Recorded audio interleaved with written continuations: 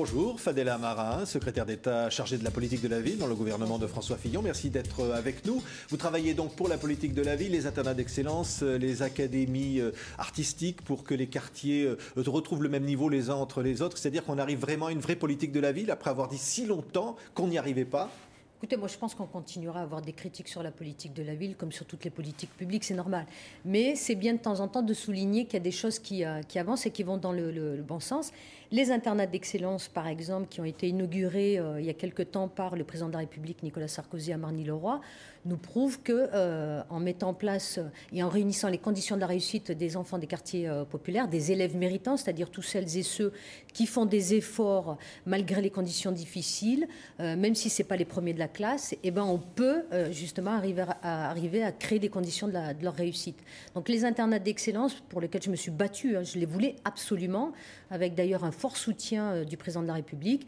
Il a dégagé 500 millions d'euros dans le cadre du grand emprunt pour 20 000 places d'internat. Il y en a 11 qui ont été ouverts cette année et on va monter en puissance et on le fait évidemment en collaboration avec le ministre de l'Éducation, Luc Châtel. Ouais, le président de la conférence des grandes écoles, Pierre Tapie, affirme que les inégalités se creusent dès le secondaire, les boursiers réussissent moins bien, c'est un constat d'échec. Alors, ce qui est intéressant dans ce constat, c'est qu'il nous dit qu'il faut qu'on travaille en amont. Alors, ce qui est intéressant, par exemple, sur le président de la conférence des grandes écoles, c'est que dans le cadre des cordées de la réussite, on avait fait un constat, l'élite n'était pas ouverte à la diversité sociale. Grâce aux cordées de la réussite que nous avons mis en place dans le cadre de la dynamique Espoir banlieue, aujourd'hui, nous avons des enfants des quartiers populaires qui vont dans les grandes écoles. Donc là, ça prouve qu'on peut réussir. Mais ça ne va peut-être pas assez vite. Mais non, là, ce qui est intéressant, par contre, c'est de voir que les classes prépa qui ont été mises en place et qui permet en réalité d'organiser le rattrapage à la fois d'un point de vue culturel, donc toutes les carences qui peuvent exister, les freins qui peuvent exister pour ces enfants, on a réussi à lever tous ces tabous. Bon, ça marche, même s'il reste quand même en comparaison avec les autres élèves qui ne viennent pas de ces quartiers, on voit bien quand même qu'à un ou deux points près, il y a quand même une réussite qui existe. Bon, maintenant, ce qui est intéressant dans ce constat, c'est qu'il nous dit très clairement, il n'y a pas que lui, le rapport aussi du Haut Conseil à l'éducation nous disent aussi qu'il faut travailler en amont, à partir de l'école primaire, à partir du collège aussi, où là on sent aussi qu'il y a une sorte de décrochage.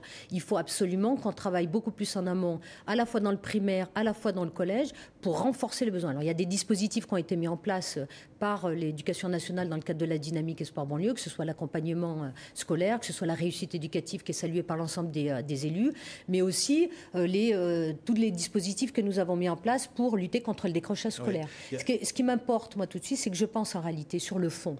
On a mis des mesures, c'est bien, il faut qu'on aille plus loin et qu'on mobilise. Très prochainement, je crois que c'est demain ou aujourd'hui, Luc Châtel inaugure le nouveau dispositif que nous avons mis en place, Claire, qui permet en réalité à un proviseur et à un principal de choisir son équipe pédagogique et de faire travailler les élèves sur un vrai projet pédagogique qui permet d'aller chercher les potentiels de ces élèves.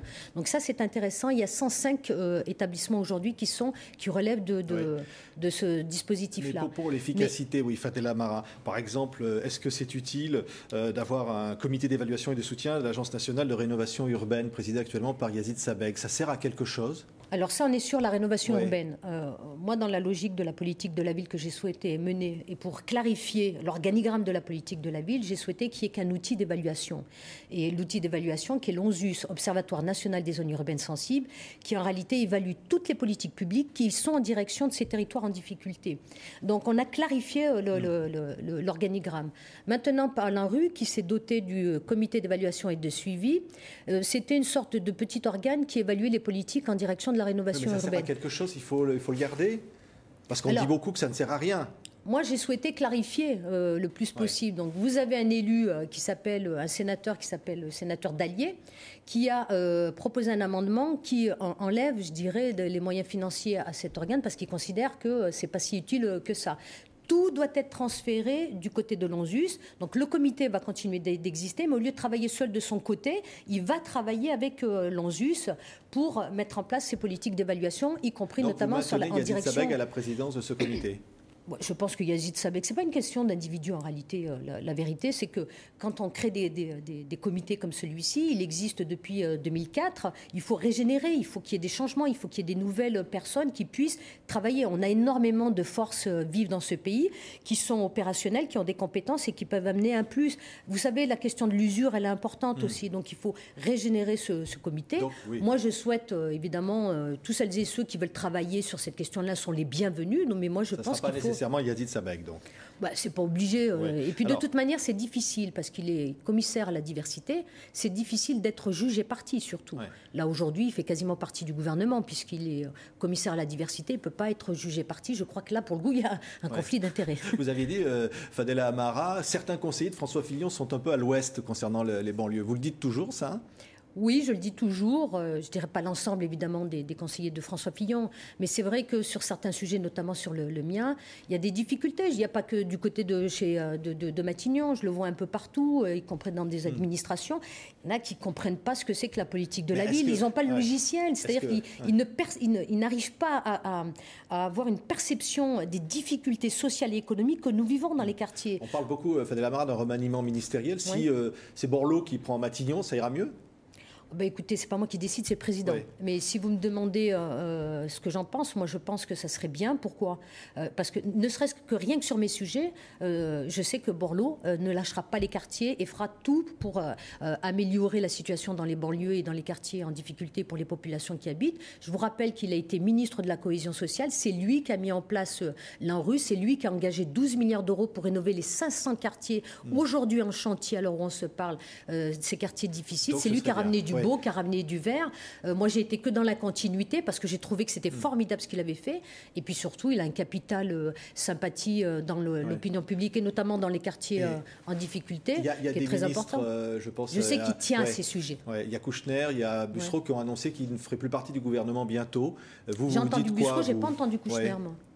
Oui, il a annoncé que récemment il allait quitter le gouvernement. Ouais. Vous avez sur cette question, Fadela Amara ? Oui. Ah non, mais moi honnêtement, moi, le remaniement, c'est pas mon sujet. C'est pas moi. Ce qui m'anime, je vais vous dire, on est dans une équipe de foot. Ouais. Voilà. Enfin, vous espérez rester. Non, mais moi je vous dis, on est dans une équipe de foot. Moi, je considère que même si des fois on me lance pas la balle, moi je suis quelqu'un qui lâche rien. Voilà, je suis une militante, je combats depuis toujours. Je vais chercher la balle et je fais en sorte qu'on avance, notamment sur mes sujets. Donc, le jour où il y aura le sifflet de la fin de partie, au revoir. Point. Ouais. Mais pour l'instant, je continue à me battre et je continue à faire. Vous espérez que ça va aller au-delà. Évidemment, votre mission vous y amène au-delà du remaniement. Quelle que soit la personne qui sera, ou moi ou quelqu'un d'autre, moi je dis clairement, je souhaite rester évidemment et continuer le travail qui a été lancé aux côtés de Nicolas Sarkozy dans le cadre de la dynamique pour réduire les écarts et les inégalités sociales. Évidemment qu'il faut continuer. Vous gardez votre liberté de parole en tant que ministre d'ouverture, par exemple là les mariages gris qui ont été votés, par exemple la déchéance de nationalité, vous avez exprimé votre différence, vous continuerez de le faire ? Écoutez, moi je suis un ministre d'ouverture, donc le président de la République m'a dit très clairement qu'il ne souhaitait pas que je change d'opinion. Voilà, il m'a dit reste tel que tu es, etc. À l'heure où je vous parle, à chaque fois j'ai défendu mes convictions et qui pouvaient être contraires de propositions de gouvernement ou même d'amendements parlementaires.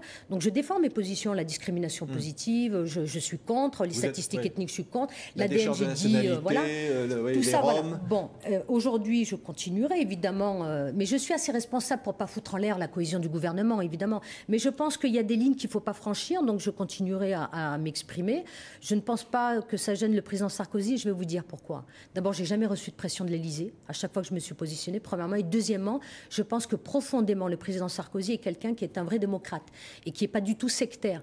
Alors, je suis convaincue qu'il va continuer dans cette logique-là. Et je pense qu'aujourd'hui, dans notre pays, parce que nous avons traversé une crise, nous commençons à sortir de cette crise, on a besoin de toutes les forces de ce pays et surtout d'entendre tous les sons de ce pays. Ça veut dire que l'ouverture doit continuer après le remaniement ? Moi, je pense que c'est un plus pour ce gouvernement. Après, chacun est libre de penser différemment. Moi, je pense que c'est un plus parce que ça fait la démonstration en réalité, d'abord que ce n'est pas une droite réac, mine de rien, mais aussi que le président Sarkozy n'est pas quelqu'un de sectaire et qu'il est ouvert à la diversité des opinions de notre pays. Est-ce que vous dénoncez comme certains un peu une dérive droitière en ce moment de la politique du gouvernement ? On a eu des surenchères suite au discours du président de la République à Grenoble. Moi, ce que j'ai condamné, c'est la surenchère. surenchère. J'ai dit que la surenchère n'était pas une ligne politique, c'est une réalité. Bon, alors après, il y a des positions qui sont prises, il y a des débats démocratiques qui existent à l'intérieur de l'Assemblée nationale entre les députés avec les sénateurs. Il y a des choses, par exemple, qui peuvent me heurter. Si vous parlez des mariages gris, moi je veux le dire très tranquillement, il faut faire attention parce qu'il faut prouver les mariages gris. Moi je sais que ça existe, hein. Je nie pas la réalité, je suis quelqu'un de totalement lucide. Mais c'est dangereux de faire une loi là-dessus, de durcir. Non, je pense que ce qui va être difficile, c'est peut-être de prouver ce mariage, de le qualifier en fait juridique, quoi. C'est peut-être la difficulté qu'il y aura, mais ça n'enlève rien le fait que ça existe et qu'il faut évidemment s'atteler à ça pour que ça n'existe pas. Mais est-ce qu'on ne va pas toujours dans le sens délinquance égale immigration ? Il est clair que dans la loi, et vous parlez de la loi d'immigration, donc il est clair que dans la loi, il y a une notation que j'aurais aimé qu'on soulève beaucoup plus, avec beaucoup plus d'importance. C'est que l'immigration a apporté beaucoup dans ce pays et que ces vagues d'immigration ont construit, ont participé et ont enrichi surtout ce pays, que ce soit d'un point de vue économique, politique, culturel, etc. On est nombreux à être issus de l'immigration de 2-3 générations en arrière, à avoir apporté beaucoup. Moi, je pense que ce volet-là, je pense que Besson devrait le mettre plus en avant, y compris un volet qui est important, c'est sur la question du développement solidaire. C'est très, très important. Il faut une loi. Il y a quelque chose qui est très important qui a été acté par le président de la République. Il a cassé le principe de l'immigration zéro. Voilà, vous vous rappelez de tolérance zéro. Ce concept-là, il l'a cassé. À partir de ce moment-là, il a dit quoi ? Qu'on a besoin d'une immigration pour aider à construire notre pays d'un point de vue économique et autres, mais en même temps, et là il a raison, il faut un pacte qui permet de gérer le flux migratoire pour éviter d'exploser les politiques d'intégration. Donc c'est toute une chaîne qu'il faut mettre en place. Et dans la loi actuelle, évidemment, il faut prendre des mesures pour lutter contre les mariages gris, contre tout ce qui est négatif lié à l'immigration, mais il faut aussi mettre en avant les apports de l'immigration. Par exemple, sur l'identité nationale, j'aurais aimé, moi, j'étais un peu réticente sur ce débat-là, d'ailleurs je l'ai dit, mais une fois qu'il est mis sur la table, il ne faut pas évacuer les problèmes. Il faut y aller, il faut parler, il faut dire les choses. Merci. C'est ce que j'ai fait en disant que l'immigration a apporté beaucoup dans ce pays-là, et je sais que ça continuera. D'ailleurs, elle nous a apporté quand même quelqu'un qui s'appelle Nicolas Sarkozy, et qui est un sang-mêlé, comme il le dit si bien. Merci. Merci à vous. Fadela Mara, secrétaire d'État chargée de la politique de la ville, d'avoir été notre invitée.